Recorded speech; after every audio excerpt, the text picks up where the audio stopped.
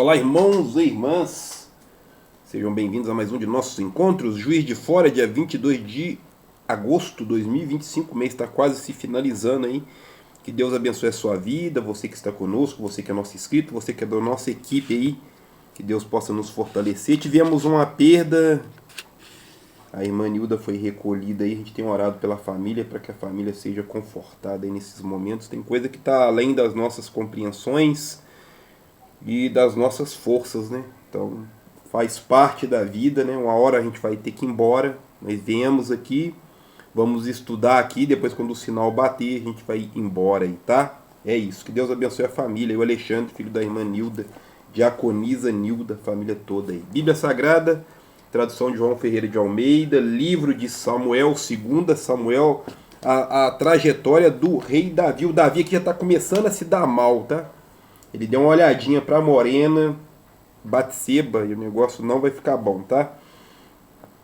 Nós estamos meditando a partir do capítulo 12, hoje é o nosso sexto encontro dessa playlist aí sobre o livro de Samuel. 2 Samuel, capítulo 12, versículo 1, que Deus abençoe minha mamãe, meu papai, minha querida esposa, minha sogra, Dona Graça, passou aqui hoje cedo, que Deus abençoe vocês aí, em nome de Jesus Cristo. 2 Samuel, capítulo 12, versículo 1. O Senhor enviou Natã a Davi. O profeta Natã vai lá falar uns negócios com o Davi. O Davi vai tentar argumentar à sua maneira e vai levar uma dentro do focinho que vai ficar até sem norte. Entrando ele a ter com Davi, disse-lhe: havia numa cidade 2 homens, um rico, outro pobre. O rico tinha ovelhas e gado em grande número, mas o pobre não tinha coisa nenhuma, senão uma pequena cordeira que comprara e criara e que em sua casa crescera junto com seus filhos. Está fazendo uma narrativa aqui, ele está contando uma parábola para dar um coice de mula dentro do focinho do rei, tá? Com muita sabedoria, tá? Uma reflexão bastante interessante. Do seu bocado comia, do seu copo bebia, dormia em seu regaço. Ele a tinha como filha. Chegando o viajante ao homem rico, não quis este tomar as suas ovelhas e gado para dar de comer ao viajante que viera a ele. Em vez disso, tomou a cordeira do pobre e preparou para o homem que lhe havia chegado. Então o furor de Davi se acendeu sobremaneira contra aquele homem. Davi ficou bolado. Nossa, que injustiça, né? Esse cara merece morrer, amassar ele, né? Executá-lo. Se acendeu a sua sobremaneira, sua ira se acendeu sobremaneira contra aquele homem, e disse a Natã: tão certo como vive o Senhor, digno de morte é o homem que fez isso. Pela cordeira restituirá o quádruplo, porque fez tal coisa e não se compadeceu. Agora vem o pescoção do Espírito Santo, tá? Nessa época ainda não se falava em Espírito Santo, né? Eu estou fazendo essa analogia com o Espírito Santo lá do Novo Testamento. Mas o golpe vai ser forte aqui no Davi, tá? Então disse Natã a Davi: tu és o homem. Você que fez isso.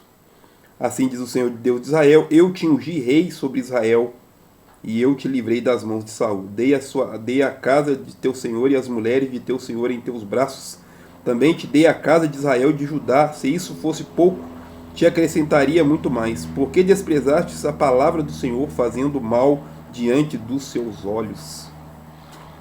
Pessoa que está na linha de frente, um líder, um rei, um governador, um presidente. Nós temos um problema com os nossos presidentes, hein? Poxa vida, um país maravilhoso igual o nosso. Parece que nós vamos ter mais um presidente, ex-presidente, ou presidente ainda, ou não sabe, a gente não sabe direito, né? Mais um preso, mais um presidiário. Nós temos um presidente que é ex-presidiário, e nós vamos ter um ex-presidente que provavelmente, talvez, vamos ver na hora que eles bater o martelo lá, vai se tornar um presidiário também. Gente, não fica perdendo tempo com esses caras não, tá? Eles são colegas de quarto, tá? Eles são colegas de WhatsApp. Você viu lá o Silas? Poxa, que decepção, Silas. Poxa, que isso? O cara é um representante de um povo, de uma nação de religiosos, e o cara ter aquele palavreado. Nossa, que decepção. Tem um dos nossos inscritos aí que comparou o pastor Silas como um amigo de bar.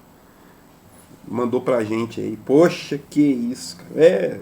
A gente aí batendo cabeça pra sobreviver e os caras trocando figurinha, né? Batendo, brincando de videogame, né? O Brasil pra eles é um videogame, tá? O Brasil pra eles é um videogame. Urias, o Eteu, mataste a espada e a sua mulher tomaste por tua mulher e a ele mataste com a espada dos filhos de Amon. Poxa, Davi, você sacaneou o cara, Davi. Você não tem vergonha, não? Agora, portanto, a espada jamais se apartará da tua casa. Olha a maldição hereditária aí, tá? O Davi aqui, ele assimila, ele absorve uma maldição que vai perseguir a casa dele para sempre agora. Vai ser guerra em cima de guerra. O negócio vai ficar feio na família dele aí, tá? Agora, portanto, a espada jamais se apartará da tua casa, porque me desprezaste, tomaste a mulher do Urias, o Eteu, para ser sua mulher. Assim, diz o Senhor, eu citarei da tua própria casa o mal sobre ti. Maldição, tá? Tomarei as tuas mulheres perante teus olhos e darei ao teu próximo, ao qual se deitará com elas à plena luz do dia. Tu fizeste em oculto, mas eu farei este negócio perante todo o povo de Israel e à luz do dia. Então disse Davi a Natã, pequei contra o Senhor. Agora você notou, Davi, que você pecou? Poxa vida, eu achei que você tinha notado antes. A gente faz isso, tá? A gente faz isso o tempo todo aí. Nós somos muito legais ao contrário, tá?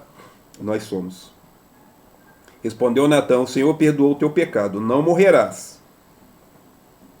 Mas porque este feito deste lugar, porque com este feito deste lugar, aqui os inimigos do Senhor blasfemam, o filho que te nascer morrerá. O menino vai nascer com problema, talvez prematuro, talvez tenha nascido com alguma deficiência, o menino não sobrevive, né? O menino, o filho da Batseba com ele, né? Depois que Natã foi para casa, o Senhor feriu a criança que a mulher de Urias dera a Davi, e ela caiu gravemente enferma.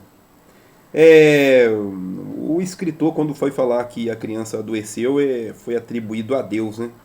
Porque não se tinham os entendimentos que se tem hoje. Então, para mim ter um respaldo de que essa maldição que caiu sobre a vida de Davi, para ter um sentido, eu coloco como se fosse Deus que amaldiçoou, né, a criança. A criança não teve culpa, né? A criança não teve culpa. É possível que ela tenha nascido com alguma deficiência e infelizmente não sobreviveu aí, tá? Mas a gente vai sempre colocar a culpa em alguém. Deus, no governo, no Lula, no Bolsonaro, no pastor Silas Malafaia, não sei o que, na prefeita da nossa cidade, na rua, no buraco, na preguiça, no nosso canal do YouTube. Nosso canal do YouTube, tá? Buscou Davi a Deus pela criança, jejuou, reconhecendo-lhe, recolhendo-se, passava a noite toda prostrado em terra. Os anciãos da sua casa foram ter com ele para o levantar da terra, mas ele não quis e não comeu com eles. Ao sétimo dia a criança morreu.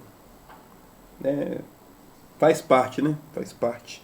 E aqui, quando escreveram o livro, eles atribuíram a este mal que aconteceu com a criança a Deus, tá? Pode ter sido um problema genético, pode ter sido um nascimento prematuro, antes do tempo. Nós estamos falando de uma época em que a medicina era muito arcaica, não se tem todos os cuidados que existe hoje, né? Era um tempo que as pessoas um médico nem se lavava, acabou de manusear ali um defunto, ele ia lá e fazia um parto. Então você pensa como que eram as contaminações nessa época, né? Viu Davi que os teus temiam os servos de Davi e disseram que a criança era morta, porque pensavam, estando a criança ainda viva, lhe falávamos, porém não dava ouvido à nossa voz. Como lhe diremos que a criança é morta?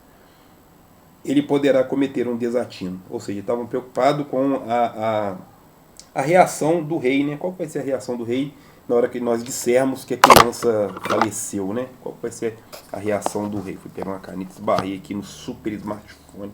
Não é aquele da maçã mordida, mas é o que tem feito o nosso trabalho aqui.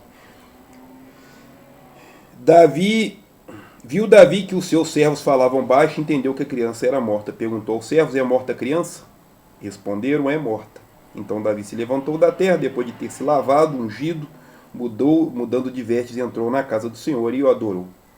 Percebe que ele entende que ele fez besteira, a criança morre, ele fica chateado, depois que a criança morre ele entende que não há mais o que fazer, e aí ele vai lá para a casa de Deus e ele vai adorar a Deus, ele vai falar, Deus, eu tô aqui, cometi um monte de erro, mas eu tô aqui, Me ajuda, tá?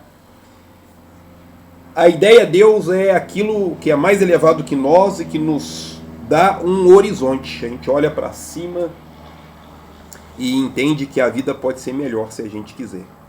A vida pode ser mais prazerosa, a vida pode ser mais saudável, a vida pode ser melhor aproveitada, né? A gente foca muito só em trabalho e conquistar coisas.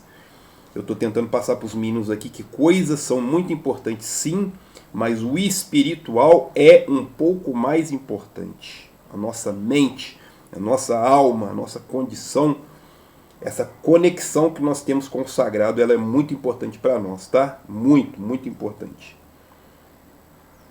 Então foi à sua casa e a seu pedido serviram-lhe pão e comeu. Perguntaram aos seus servos: o que é isso que fizeste? Pela criança viva, jejuar, choraste?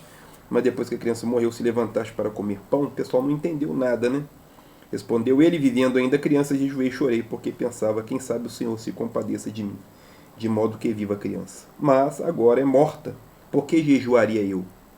Não tem mais motivo, né? Poderia eu fazê-la voltar? Bom argumento, né? Eu irei a ela, mas ela não voltará a mim. Eu irei a ela, em algum momento, nós vamos embora. Olha a compreensão, tá? Então consolou Davi a Batseba e sua mulher. Agora ela é a mulher dele, né? Entrou e se deitou com ela, e ela teve um filho a quem deram o nome de Salomão. Então, assim, se consolou lá com a Batseba, devia ser uma mulher muito bonita, né? Com certeza devia ser uma morena, cacheada. Devia ser uma mulher muito bonita. As mulheres, né? Acho que Deus caprichou mais das mulheres. Os homens são quadrados. Os homens ficam careca muito rápido. Tá faltando um monte de telhado aqui. Nós somos estranhos. A nossa poupança, as nossas nádegas são amassadas, são esquisitas. As mulheres são incríveis. São perfeitas. Um coração gigantesco, a capacidade de amar, de sentir dor mais do que a gente, né? Impressionante. As mulheres são impressionantemente muito superiores aos homens em muitos sentidos. Aí. O homem foi feito para carregar peso, saco de cimento, capinar o lote, o quintal, roçar, cuidar do boi, né? É isso. Entretanto, e o Senhor o amou, e porque o Senhor o amou, mandou por intermédio do profeta Natã dar-lhe o nome de Gedidias. Olha que interessante, né? A gente conhece o Salomão como Salomão, mas aqui o Natã vai dizer que o nome deveria ser Gedidias. Muito interessante isso aqui. A gente não se ouve esse nome. Todo mundo conhece o rei Salomão, não o rei Gedidias, né? Entretanto, pelejou Joabe contra Rabá, dos filhos de Amon, e tomou a cidade real. Então mandou Joabe mensageiros a Davi, dizendo: pelejei contra Rabá e também tomei a cidade das águas. Ajunta agora o resto do povo e acerca a cidade e toma, para que eu não a tome e seja o meu nome aclamado sobre ela. Olha que interessante. O Joabe está preocupado para que o nome dele não se sobressaia ao nome do rei. Olha a questão de honra que tem aqui, né? Porque se ele tomasse a cidade, foi o Joabe, não foi o rei Davi. O rei Davi já não estava indo mais na guerra. O rei Davi estava aproveitando ali, né, as suas mulheres, várias delas, tá? Tirou a coroa da cabeça do rei, cujo peso era de 1 talento e ouro, e havia nela pedras preciosas, e foi posta na cabeça de Davi. Da cidade levou muito grande despojo. Era esse o objetivo na maioria das vezes. Invado um território, mato todo mundo, pego algumas mulheres como escravas sexuais, os jovens como escravos, pego os bichos, a terra, o ouro, a prata, eu pego para mim. Era essa a ideia. Hoje ainda funciona desse jeito, né? Petróleo, recursos naturais, ainda é bastante igual ao que acontecia até hoje, tá? Trazendo aos seus habitantes, colocou-os a trabalhar com serras, picaretas, machados de ferro e em fornos de tijolos. Assim fez a todas as cidades dos filhos de Amon. Depois voltou Davi a todo o povo para Jerusalém, tá? Agora tem um outro Amon aqui, mas o nome dele tem 2 M's, né? Porque esse Amon aqui é filho de Davi. É o que deveria... ele vai arrumar umas tretas, tá? Os filhos de Davi, eles vão começar a arrumar uns problemas aí, porque... Lembra da maldição? Tem uma maldição aqui. Essa maldição se torna hereditária aqui. Vai acompanhar a família de agora em diante aí, tá? Depois, capítulo 13, versículo 1. Aqui vai acontecer um negócio bastante complicado, chamado de incesto. Incesto. São relacionamentos sexuais entre parentes. Mãe com filho, pai com filha, irmão com irmã, primos de primeiro grau, tio com sobrinha, sobrinha com primo, com sobrinho. Sim, são relacionamentos que acontecem dentro, da família, tá? Era muito comum, muito. Abraão e Sara eram irmãos. Era muito comum, tá? Muito comum. O Ló, quando foge de Sodoma, vai se relacionar com as duas filhas, vai ter um filho com cada uma delas. Então, assim, era muito comum, tá? Aqui no caso, tá só se repetindo, tá bom? Depois disso, Amon, com 2 M's, não é o Amon lá que foi derrotado pelo Joabe, tá? Esse aqui é o Amon, filho de Davi. Enamorou-se de Tamar, a formosa irmã de Absalão, filho de Davi.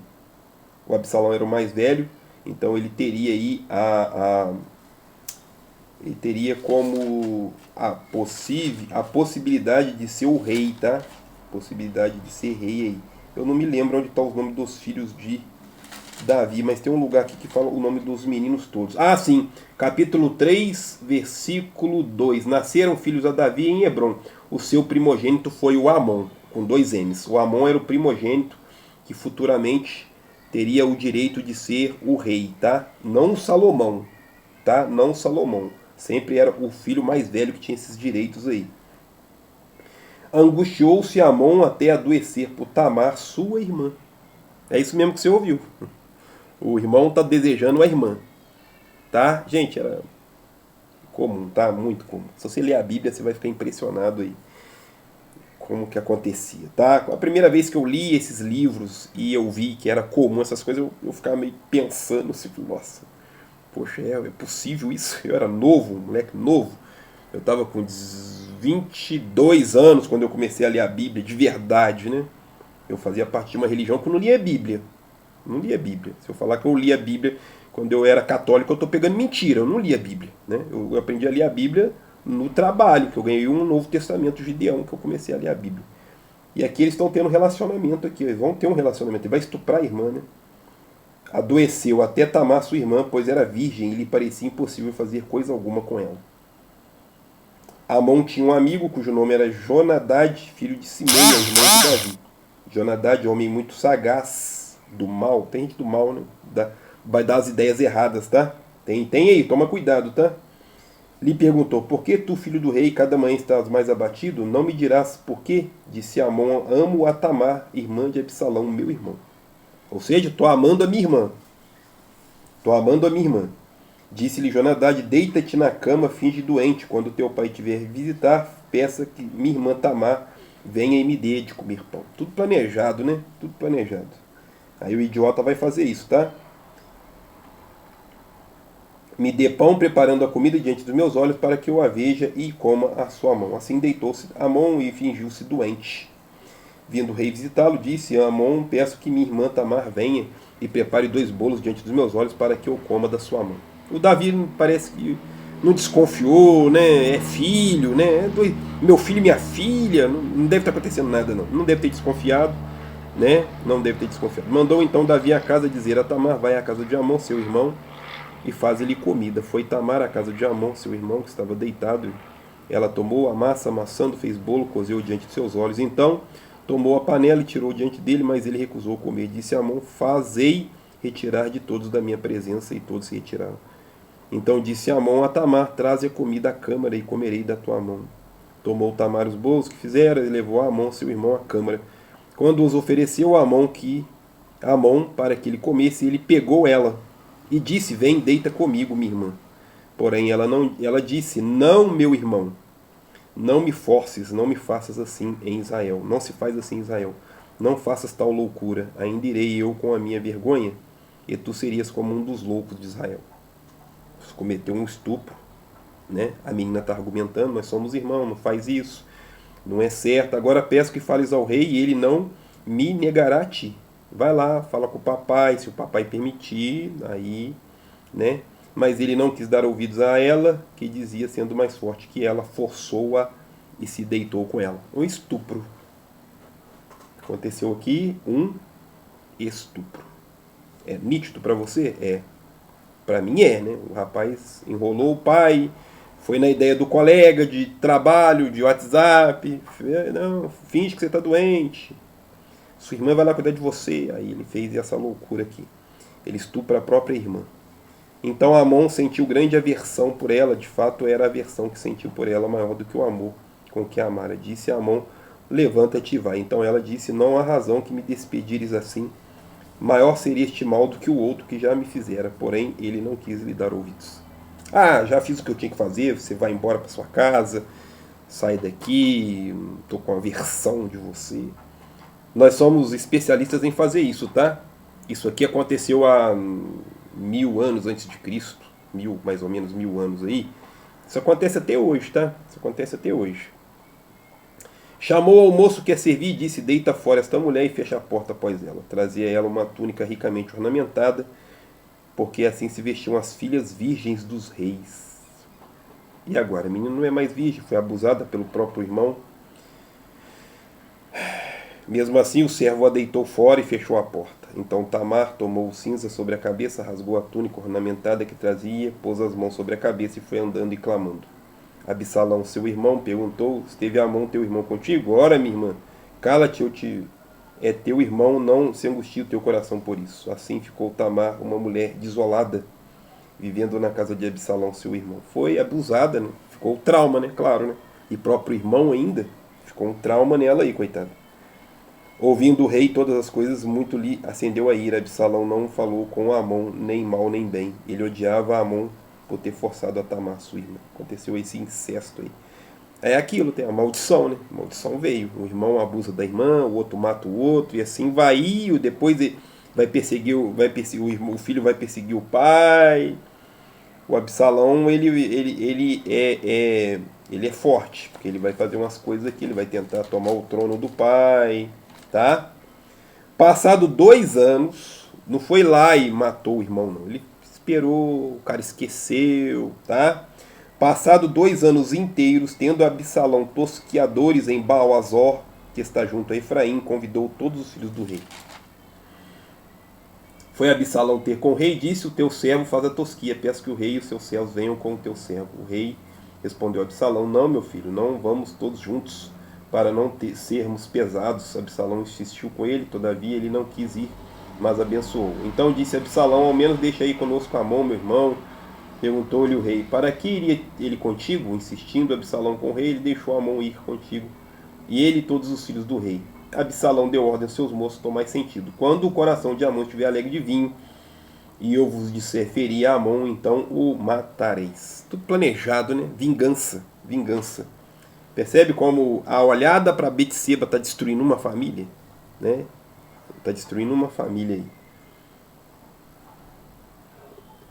Não sou eu quem vos dei esta ordem, esforçai-vos e sede valentes. Os moços de Absalão fizeram a mão conforme Absalão lhe havia ordenado. Então todos os filhos do rei se levantaram e, montando cada um seu mulo, fugiram. Você entendeu? Um filho do Davi morre, nenenzinho. O irmão estupra a irmã, o irmão mata o irmão, e assim vai sendo construído aí essa maldição que ficou na família do Davi, né? Fica essa maldição aí, tá? Indo eles ainda a caminho, chegou a notícia a Davi, segundo o qual Absalão havia matado todos os filhos do rei, não ficando nenhum deles. O rei se levantou, rasgou as suas vestes, se lançou por terra, e da mesma maneira todos os seus servos lhe assistiam rasgar as suas vestes. Mas Jonadab, filho de Simeia, irmão de Davi, disse-lhe, não pense, meu senhor, que mataram todos os príncipes. Lembra do Jonadab lá, que deu as ideias erradas para o camarada? Não meta o rei, meu senhor, tal coisa no teu coração, supondo que morreram todos os filhos do rei. Jonadab mesmo, que deu a ideia errada pro coisa. Deixa eu ver aqui. Deixa eu relembrar aqui. Jonadab. Jonadab tá aqui, ó, metendo bedelho de novo aqui, ó. Jonadab, né? Assim já o tinha resolvido fazer Absalão desde o dia em que ele forçou a Tamar, sua irmã. Não meta o rei, meu senhor, tal coisa no teu coração, supondo que morreram todos os filhos do rei. Só morreu Amon. Enquanto isso, Absalão fugiu. Ora, o moço que estava de guarda, levantando os olhos, olhou e viu que vinha muito povo pelo caminho por detrás dele ao lado do monte. Disse Jonadab ao rei: Vê aí, vem os filhos do rei. Conforme a palavra do teu servo, assim sucedeu. Acabando ele de falar, chegaram os filhos do rei e se levantando a voz choraram. O rei e todos os seus servos também choraram amargamente. Percebe que a maldição fica aí pesada em cima da vida do rei Davi? Absalão fugiu e foi para Talmai, filho de Aimir, rei de Gessur. Mas Davi o pranteava seu filho todos os dias. Absalão fugiu para Gessur e esteve ali 3 anos. Então o rei Davi sentiu saudade de Absalão, pois já se tinha consolado acerca da morte de Amon. Viu o que acontece? Uma olhadinha que o rei deu na morena causou tudo isso aí. E quando o Absalão voltar, ele vai começar a se preparar para tentar tomar o reino do seu pai aí, tá? Ele vai tentar fazer isso aí. A gente vai parar por aqui. E no próximo encontro, anota no seu super caderno, a partir do capítulo 14. Capítulo 14. Que Deus possa abençoar a sua vida, você que está conosco, você que é nosso inscrito. A gente só tem que agradecer, tá? Poxa, estamos muito felizes com o trabalho que está sendo feito aí. Senhor nosso Deus, eu te agradeço por mais esse dia, por mais esse momento, por mais essa oportunidade. Que Deus abençoe nós, os pecadores, que nós possamos aprender algo com estas narrativas maravilhosas, históricas. Nós possamos aprender que a gente tem que ser um ser humano melhor, tomar certos cuidados e cautelas para que a gente não entre nessas armadilhas da vida. Pedimos perdão, que o Senhor possa nos abençoar, abençoar a cidade de Juiz de Fora, nossos maravilhosos inscritos, nossa equipe Betel, abençoe ali a família da irmã Nilda, visita ali o Sr. Alexandre, filho da irmã Nilda, visita a Cris, visita a Jennifer, a Hillary, visita o Gilbert, visita a Ágata, visita o Mateu, Lorenzo, que Deus abençoe aquela família, espere que eles sejam confortados aí com a falta daquela coluna, que nós possamos agradecer a Deus por mais esse dia, mais um final de semana abençoado em nome de Jesus Cristo. Fiquem com Deus, até a próxima. Um abraço do irmão Gerson, Alexandre de Oliveira, Jéssica de Oliveira, tia Simone. O G ama vocês. Gente, fiquem com Deus. Valeu. A gente se vê por aí.